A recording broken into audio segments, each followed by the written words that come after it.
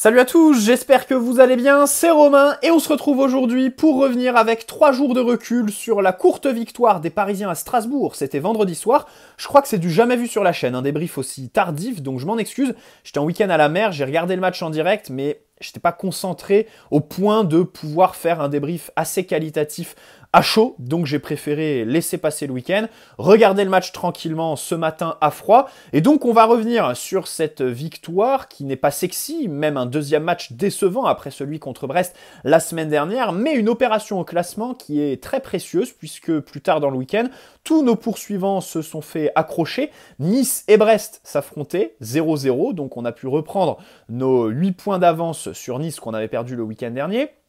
Lille, eux, ils ont gagné 4-0 contre Clermont. Par contre, Monaco aussi ont fait match nul contre Le Havre. Le Havre qui a d'ailleurs cadré aucune frappe du match. Donc évidemment, au classement en Ligue 1, ça fait plaisir. On marche vers le titre pour le PSG de Luis Enrique. Et je vais commencer par notre entraîneur, la déclaration qu'il a fait en après-match quand on lui parle du match contre la Real Sociedad, qui est donc aujourd'hui dans 8 jours.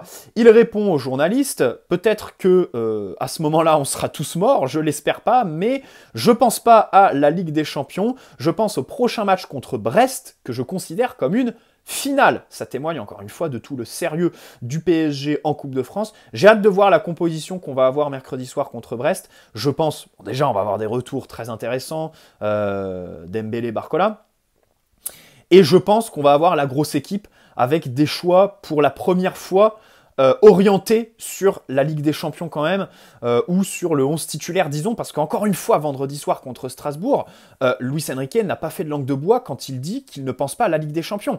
Parce que même si je crois qu'il y a que 2 joueurs qui rentrent dans le 11 par rapport au match contre Brest, quasiment tout le monde avait un rôle différent. Et ça, c'est quelque chose qui me gêne quand même. Pourquoi? Parce que, bon, alors Donnarumma, le rôle de gardien de but, ça change pas.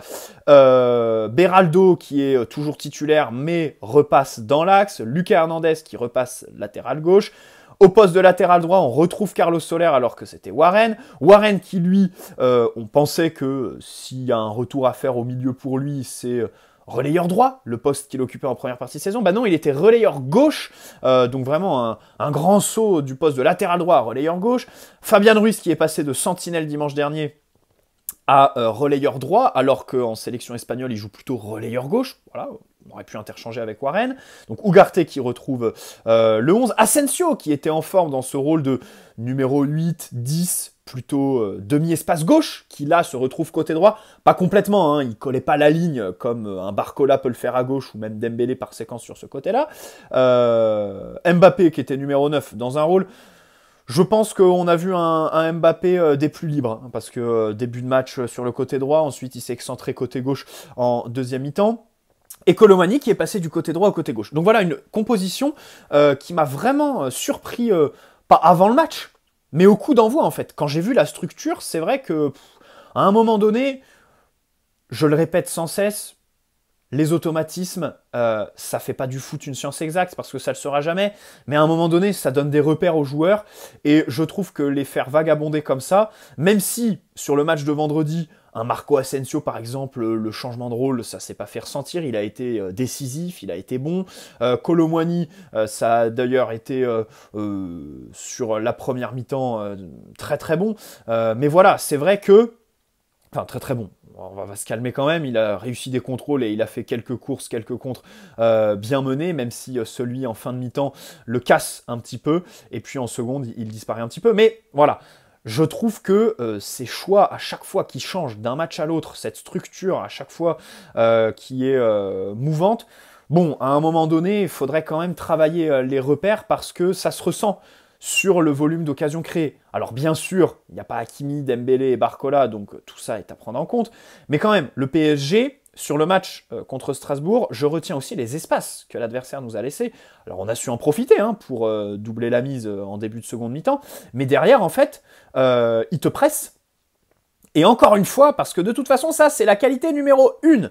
Si tu veux mettre en danger le PSG cette saison, première des choses à faire, nous presser. Mais vraiment, toutes les équipes où on a peiné, Nice en septembre, Reims, même si on gagne 3-0 le match, Newcastle chez eux, Newcastle chez nous, sur les 20 premières minutes du match retour, le Milan, Dortmund, même si on fait match nul, en Ligue 1, il y avait une autre équipe, Lille, Monaco aussi, voilà, bref, tu nous presses. Et donc, c'est ce que Strasbourg a fait en seconde mi-temps. On n'a pas réussi, même si Luis Enrique l'a justement souligné.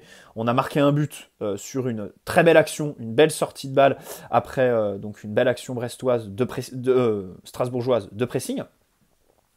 Mais au final, le PSG a été en difficulté et cette fin de match, moi ça me gêne aussi ces fins de match qui sont pas maîtrisées parce que le PSG de Luis Enrique, c'est quoi? C'est des défenseurs qui approchent les 100 ballons touchés à la mi-temps en fait.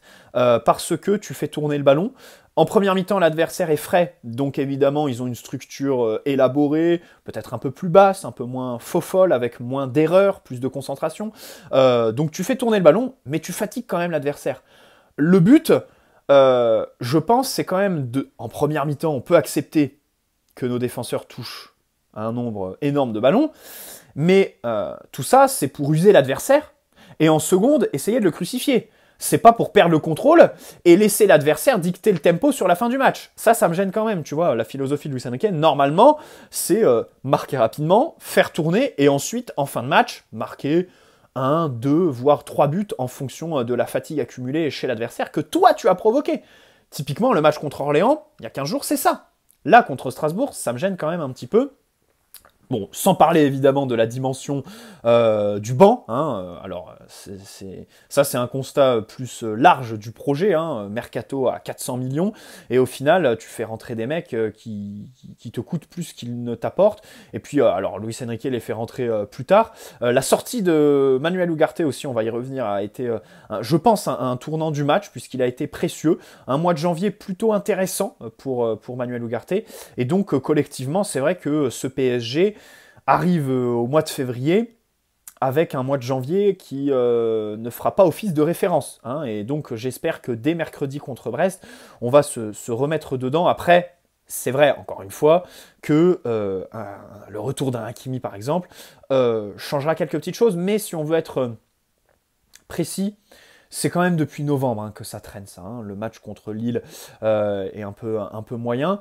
Même si, à ce moment-là, tu réussis quand même à te créer beaucoup plus d'occasions. Là, moi, c'est ce qui m'a gêné, en fait. Hein. Vraiment, le volume d'occasions du PSG qui a été très, très faible. Voilà. Bon, revenons sur les performances des uns et des autres, puisqu'il y a quand même pas mal de choses à dire. À commencer par Donnarumma, qui fait un gros match. Tout de suite, au bout de 40 secondes, super arrêt. Ensuite, dans les airs, pas mal. Au pied, pas mal aussi, pas d'erreur. Le but qu'on encaisse, alors, 3 choses. Déjà, Lucas Hernandez, trop souvent, il laisse son vis-à-vis centré. Voilà, on l'a vu plein de fois, en Ligue des Champions aussi. Hein. Je dis ça parce qu'on l'a déjà vu en Ligue des Champions contre le Milan à San Siro, je crois. Il laisse trop d'espace. Et en plus, au-delà du but de Strasbourg vendredi soir, juste après, il y a une grosse occasion strasbourgeoise où, encore une fois, ça vient du côté, le centre est déclenché et déposé. Bon, alors ensuite, le plus gros fautif, bien sûr, c'est ce bon vieux Carlos Soler, hein, qui lâche complètement son marquage. Mais le problème, c'est que le ballon arrive tellement près de Donnarumma, en fait, le buteur est tellement proche du but et du gardien, je me dis Donnarumma est tellement grand et tellement large, est-ce qu'il pourrait pas mieux faire quand même sur le but? Voilà, il se fait prendre, alors que bon, il aurait pu en un pas réussir à la détourner.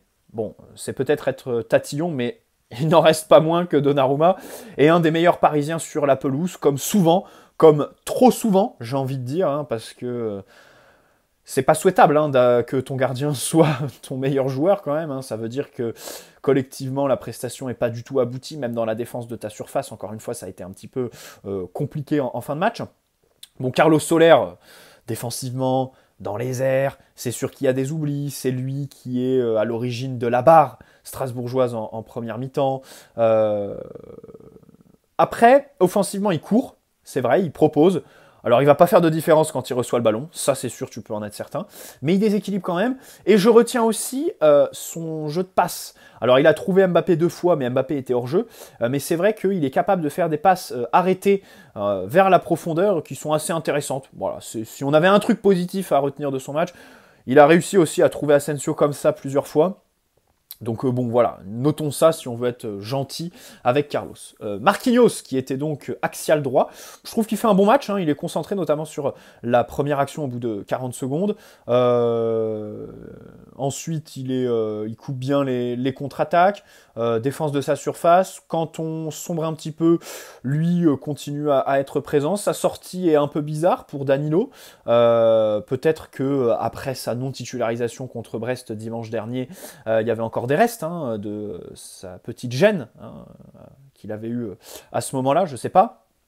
Parce que c'est vrai que de la défense, ça a été un des plus intéressants. Beraldo, bien sûr. Beraldo fait vraiment une grosseur. Alors sa fin de match est un peu compliquée, mais on va pas lui en tenir rigueur, tant sa première mi-temps notamment a été très très intéressante. La lecture du jeu, l'intelligence dans le placement pour arriver sur le ballon, sur la trajectoire avant son vis-à-vis, c'est vraiment bon. C'est vraiment bon. Alors par séquence, on a aussi vu ses difficultés quand l'adversaire réussit à prendre en explosivité, à prendre en vitesse. C'est pour moi le plus gros point d'interrogation avec lui, mais c'était pas flagrant, ça n'a pas coûté vendredi soir, et en plus avec ballon, bah là c'est sa première qualité. C'est marrant parce que quand il fait ses passes intérieures sur Mbappé là, qui sont très appuyées, il me fait penser au Nuno Mendes des débuts, rappelez-vous, qui sur une position plus excentrique, Beraldo, je vous l'accorde, faisait ce même genre de passe. Bref, et c'est vrai que techniquement, il est quand même très bon. À un moment donné, il y a aussi un très bon renversement sur Marco Asensio, c'est sa première qualité, et vraiment en fait je trouve que de la saison, c'est le défenseur qui montre quand même le plus de choses. Enfin, c'est difficile de dire ça parce qu'il est là depuis un mois, mais en un mois j'ai l'impression qu'il a montré plus qu'un Skriniar, qu'un Marquinhos, qu'un Danilo, peut-être pas Lucas, et encore, et encore. Hakimi à la relance, moi Hakimi par les courses et tout ça, mais le jeu de passe Hakimi, j'ai pas de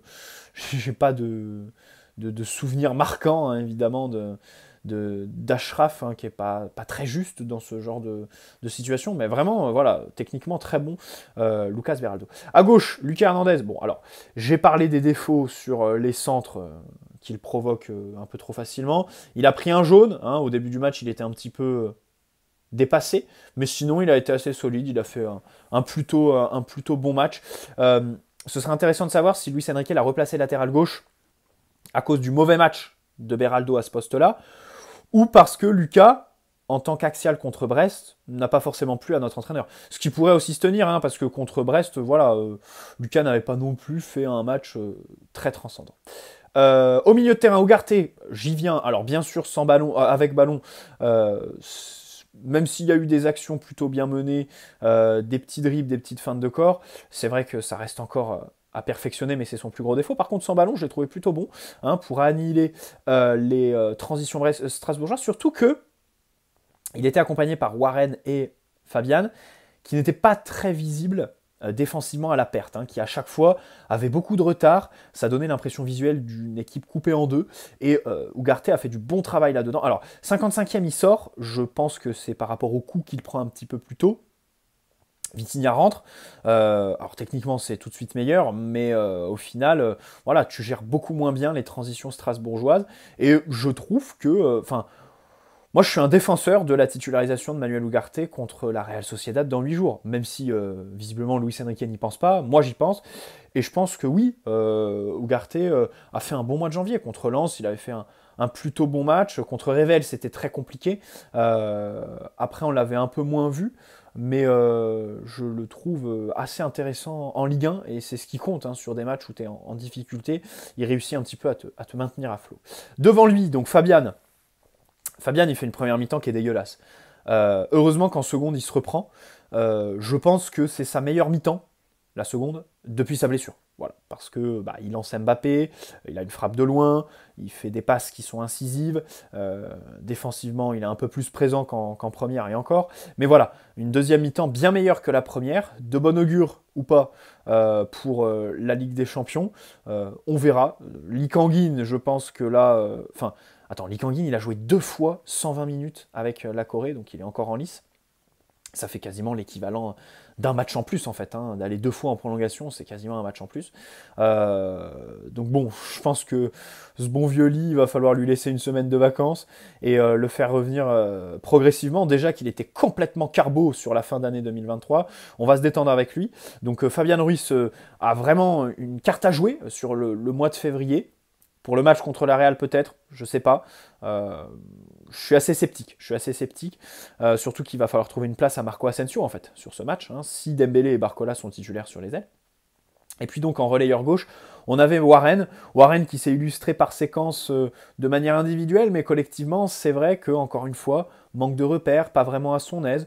Défensivement, il s'est bien battu. Il y a des prestations défensives qui sont assez intéressantes par nos milieux, nos attaquants aussi, hein, en termes de contre-pressing, Asensio, le but de Mbappé, en fait, défensivement, le PSG, c'est plutôt dans la surface, aux abords de la surface, sur les côtés, qu'on n'est pas bon, hein, dans les duels, mais sinon, pour ce qui est en matière de pressing, j'ai trouvé que ça peut être un point assez intéressant à noter, hein.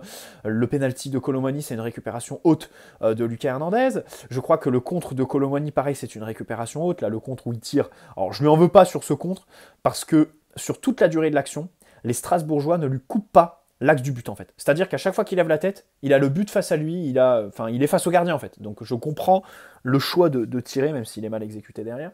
Le but qu'on met, alors non, le but oui, l'ouverture du score d'Mbappé à la 30e, c'est un contre-pressing, donc c'est assez intéressant. Ça peut être un point positif du match. Donc Warren y a participé individuellement, même si collectivement, c'est vrai que bon, ça n'a pas non plus été un match transcendant pour Warren, hein, depuis la fin d'année 2023, on va pas se mentir. Il faut le remettre relayeur droit en fait, il faut le remettre à son poste, là où il a ses repères. C'est vrai que c'est un joueur qui a besoin des consignes, un joueur scolaire. Loin de moi l'idée de mettre une connotation péjorative à ce que je viens de dire, mais c'est vrai que Warren a besoin de la structure, a besoin d'automatisme et tout ça. Et puis en attaque, alors là ça a été plutôt bon chez Asensio, qui est donc décisif sur cette action de pressing pour Mbappé. Son but, alors c'est dingue parce qu'il joue quasi exclusivement pied gauche à chaque fois, ce qui en fait un joueur quand même très prévisible, hein, à chaque fois il repiquait axe, et vraiment son pied droit, waouh, je n'avais pas vu ça depuis Di Maria quoi. Et même sur son but, le gardien strasbourgeois, alors il arrête le penalty d'Mbappé, qui n'est pas très bien tiré le penalty d'Mbappé, il faut le noter aussi. Derrière, il prend la confiance au point de perdre le ballon sur le but qu'on met. Mais voilà, ce que je veux dire par là, c'est que Asensio, il contrôle sur son but pied gauche. Tu sais très bien qu'il va aller chercher le côté droit du gardien, mais le gardien fait un pas vers sa gauche. Et là, c'est tueur. J'ai pas bien compris. Quand Asensio reçoit le ballon, c'est évident qu'il va contrôler pied gauche, qu'il va s'orienter vers la gauche, qu'il va chercher les enroulés plutôt que les frappes fortes. Donc voilà, le but est très beau, très bien construit, ça fait plaisir. Passe décisive aussi d'Mbappé, hein, c'est à noter parce que Mbappé fait beaucoup moins de passes décisives que l'année dernière. Malgré les 180 millions mis sur 2 numéros 9, en fait, on peut noter qu'il n'a pas de solution de centre. Il a des qualités Mbappé pour centrer. Dans les airs comme à ras de terre. C'était le cas vendredi soir. Et là, il a trouvé Asensio, ça fait plaisir. Voilà, ça fait plaisir d'avoir quelqu'un qui sait se déplacer dans la surface, qui sait contrôler, qui sait finir, qui est en confiance aussi, hein, faut le noter, parce qu'il a enchaîné sa 3e titularisation. Et à voir ce qu'on va faire de Marco Asensio dans ce 11. Est-ce qu'on va le sortir? Est-ce qu'on va lui donner un rôle au milieu de terrain, pourquoi pas? Donc voilà, son match. Et aussi, ce que je note de son match, c'est l'investissement défensif, hein. Je ne lui soupçonnais pas un tel investissement. C'est assez intéressant. Il s'investit vraiment. C'est pas inutile. Il récupère des ballons. Au duel, il est plutôt bon. En plus, comme il redescend beaucoup sur les sorties de balles, par moments, ça te fait aussi un apport technique, voilà, pour contrer le pressing haut strasbourgeois. Déjà contre Brest, il avait récupéré bon nombre de ballons sur l'autre côté, donc vraiment c'était voilà, encore une fois Asensio assez intéressant. Enfin, c'est un joueur qui sent le foot. Voilà, c'est un joueur de football, on va pas se mentir. Bon, Colomani de l'autre côté, bonne première mi-temps. Bonne première mi-temps, faut le noter parce que le penalty le met en confiance. Alors bon, c'est vrai que le penalty, on va pas se mentir, il est généreux. Hein. Il est généreux, pourquoi? Parce que sur toute l'action, Colo, il va le chercher quand même. Bon, mais bon, on l'a eu, on va pas se leurrer. Et puis derrière, ça a mis en confiance ce bon vieux Randall, parce que les contrôles étaient réussis. Il y a eu quelques actions assez intéressantes. J'avais l'impression de voir un joueur libéré. Cette impression visuelle, on l'a tellement peu vu cette saison que ça fait plaisir pour lui. On va pas se mentir, ça fait plaisir pour lui. Donc on espère que ça va enchaîner, hein, parce qu'il va avoir un rôle à jouer. Dembélé qui était pas là, mais bon, Dembélé a repris l'entraînement dans le week-end, donc j'espère qu'il sera quand même titulaire contre Brest mercredi soir, hein, parce que Dembouz est aussi quand même très intéressant. Et puis c'est quelqu'un qui a besoin de rythme. Voilà, c'est quelqu'un aussi qui a besoin de rythme. Voilà. Mbappé, alors sa première mi-temps, elle est pas bonne. Sa première mi-temps, elle est pas bonne. J'ai jamais vu autant à droite. À chaque fois, il allait sur le côté droit. Par moments, c'était même Warren qui faisait la fixation en poste de numéro 9 pour permettre à Mbappé de dézonner. Les dribbles n'étaient pas très bien sentis. Il n'y avait pas grand-chose. Alors, il y a ce but opportuniste, le penalty loupé aussi. En deuxième, il a été bien meilleur parce qu'il y avait beaucoup plus d'espace. Voilà. Mais encore une fois, il n'a pas réussi à se mettre en position de but. Il n'a pas réussi à aller chercher son doublé. Il s'est fait siffler par la Méno après l'épisode contre Brest au match aller. Dans un contexte où voilà, Mbappé va probablement annoncer son départ du PSG, mais aussi de la France. On peut se questionner en fait sur l'image qui va en rester. Pourquoi ? Parce que dans le foot, évidemment, les gens ont une mémoire de poisson rouge. Hein. Ce qu'ils retiennent, c'est évidemment le passé le plus proche. Voilà. Et donc, on va retenir cette dernière année qui aura été quand même assez... Ces 2 dernières années qui ont été assez laborieuses pour Mbappé. Donc voilà. Malgré ça, il marque. Il fait sa passe décisive. Encore une fois, il a l'apport statistique. Donc ça fait plaisir. Et c'est le symbole en fait de cette équipe qui a eu des espaces et qui n'a pas réussi à les exploiter, même si on marque là-dessus. Derrière, sur toute la seconde mi-temps, j'en attendais beaucoup plus du PSG là-dessus, parce que contre la Real Sociedad, il va falloir être réaliste. Hein. Il va falloir les prendre très rapidement sur ces séquences. Mais quelque part, le but qu'on met, comme c'est sur une action de pressing qu'on arrive à bien annihiler, c'est à double tranchant. Soit le PSG fait de grossières erreurs et offre des buts à ses adversaires, soit le PSG, et on l'a vu plusieurs fois cette saison, marque des buts qui partent de Donnarumma et qui finissent dans la surface adverse sur des actions qui sont rudement menées et qui sont à mettre au crédit de Luis Enrique. Donc j'espère que c'est ce scénario-là qu'on aura dans une semaine.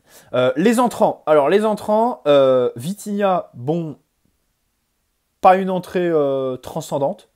Danilo a été plutôt bon.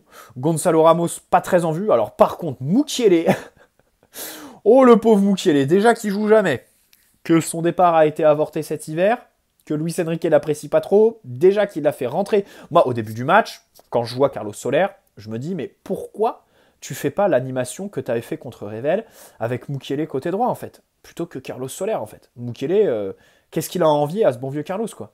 Et dans les airs, il t'apporte. Dans la surface, sa défense et tout ça, il t'apporte. Mais le problème, c'est que là, son entrée, son premier ballon, il le perd. Techniquement, ça a été très compliqué. Et il a même concédé des fautes qui étaient assez grossières. Donc, entrée très compliquée pour Mukiele. Je crois qu'on va pas le revoir de sitôt. Voilà, ça c'est aussi ce qu'on peut retenir du match de vendredi. Bref, on se retrouve demain, les gars, pour faire l'avant-match du match contre Brest. Très intéressant. Vraiment, les gars, je dois vous dire, même si ça se ressent pas puisque j'ai pas fait de vidéo du week-end, je suis quand même très heureux d'aborder ce moment parce que là, on en a fini avec le mercato. Alors, on a toujours le parasite Mbappé, le départ, et on va en faire une vidéo prochainement, bien sûr, avec le remplacement et tout ça. Ça, on le fera, mais la semaine du 17 au 24 février, parce qu'il n'y aura pas de match dans la semaine. Donc, on en profitera pour faire les points mercato et tout ça. Mais les gars, on va pas se mentir. Moi, ce que je préfère, c'est parler football, c'est parler terrain, de nos forces en présence. Voilà. Et donc, ça fait vraiment très plaisir d'entrer dans cette séquence où, je pense, on va faire quasiment une vidéo par jour en parlant que de terrain. Mais vraiment, ça fait plaisir, quoi. Plus de spéculation mercato, de machin chouette. Donc vraiment, on arrive au moment charnière. J'espère que le PSG va se reprendre parce qu'on va pas se mentir, hein, ça a été un match laborieux vendredi soir et qu'en Ligue des Champions, ça ira. Bonne soirée à tous. N'hésitez pas à poser un like si cette vidéo vous a plu. On se retrouve donc demain et d'ici là, prenez soin de vous, bien sûr. Ciao les amis et allez Paris avant tout.